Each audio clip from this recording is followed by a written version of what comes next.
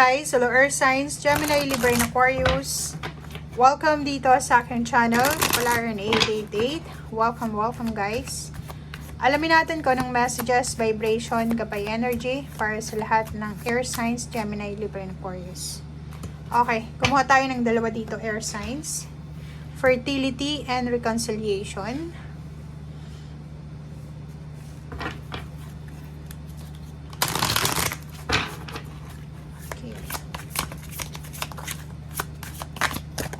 Oops.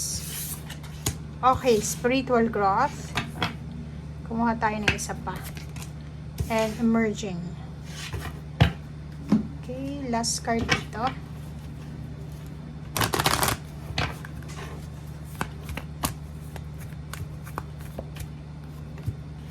Okay, concern. Air signs. Okay. Kung makikita mo dito sa baraha mong ito, sinasabi ng baraha sa'yo na may mga air signs dito na masyadong negative yung mindset nila. Medyo na ano sila nahihirapan silang maging positive or hanapin yung positibo or positivity sa buhay nila. 'Di ba?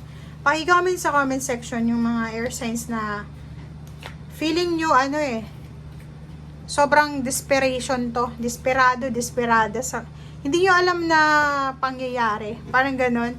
It's either may depression ka or may anxiety or marami kang kinakatakutan na hindi mo naman alam kung bakit ka natatakot. Okay? Maraming iba sa inyo dyan na natatakot kayo na mawala siguro ang magulang nyo or may mawalan ng kamag-anak or alam mo na yon. Nag-iisip, sobrang pag-iisip to, overthinking, overanalyzing. Okay?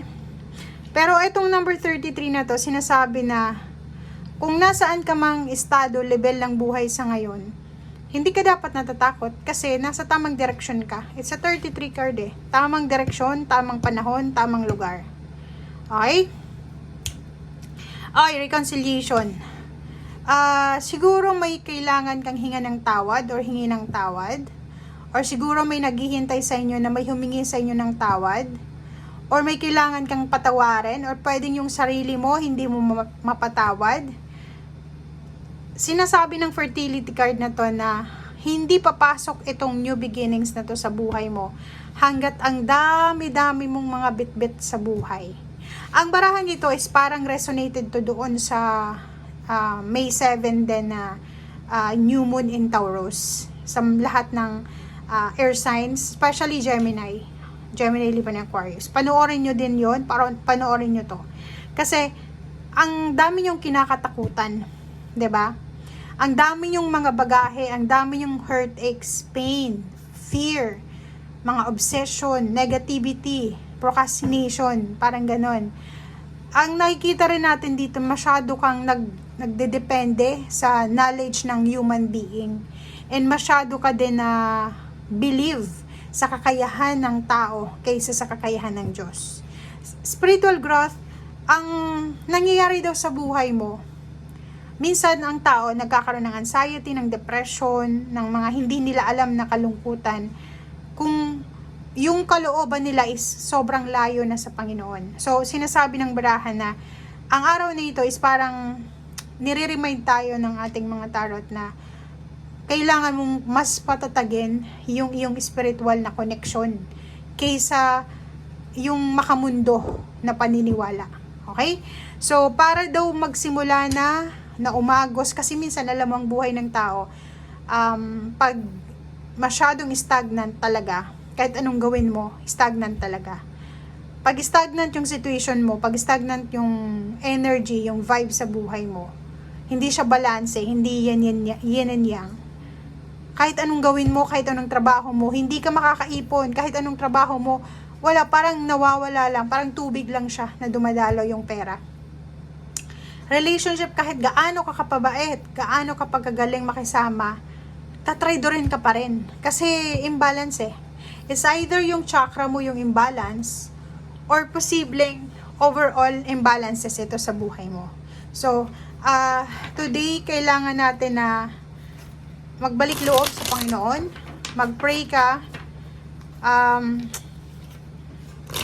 humingi ka ng tulong sa ating Panginoon, sa ating mga guides, angels, archangels, na sana mabigyan ka ng clarity, ng kalinawan ng isip at puso. Kasi ang baraha mong ito is sobrang masyado kang nag-iisip, overanalyzing, overthinking. Tingnan mo, 7 of Wands and Princess of Wands. Nakikita ko sa'yo dito, sobra-sobra kang protective sa sarili mo. Ayaw mong may makapasok na ibang tao. Ang nakikita ko sa'yo dito is either pinalaki ka ng magulang mo na parang, alam mo yun, yung hindi spoiled, yung pinalaki ka ng magulang mo na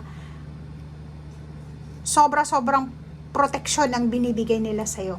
Kaya, parang nung lumaki ka, or nagkaedad ka na, naisip mo na, yung mga taong gustong pumasok sa buhay mo, may mga masama silang intention sa'yo. So, dito sa barahang ito, medyo mag-relax tayo, okay? Medyo mag-relax tayo, and wag tayong mag-iisip na lahat ng tao dito sa mundo ay masama. Okay? Kung may isang tao na gumawa sa'yo ng masama, siya lang yun. Hindi ibang tao, or hindi lahat ng tao. Okay? Sa trabaho naman, nakikita ko sa'yo dito na may kailangan kang proteksyonan. It's either proteksyonan mo yung posisyon mo sa trabaho, yung pakikisama mo, or yung kontrata mo. Nakikita ko sa'yo dito na yung trabahong ginagawa mo, if ever may trabaho ka or negosyo, apektado dahil sa hindi ka makatulog sa gabi, sa emotional problems mo, or sa kung ano pa man. So, kailangan mag-focus. If may problema ka sa bahay nyo, wag mong dadalhin yun sa trabaho mo. Okay?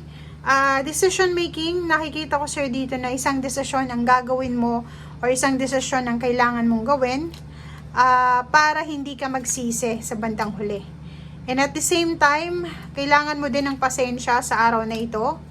Kung may problema ka sa pera, naghihintay ka ng pera, sinasabi ng baraha sa'yo dito, temperance. Kailangan mo maging mapasensya kasi parating na ito. Okay? Wag nating i-entertain yung the devil na dahil sa sobrang impatient natin, makikipag-commit tayo sa isang tao na pwedeng pagsisihan natin. Like sa business, 'di ba? Dahil sa kakulangan sa pera, pwedeng kung may business ka, palugi na yung benta mo ng business ng mga produkto mo, parang ganon. So, example lang yun. Relationship, ganon din. Huwag kang magsisettle sa relationship na alam mo na pagsisisihan mo. Okay? So, yan guys ang sinasabi ng baraha. Thank you and see you again. Bye!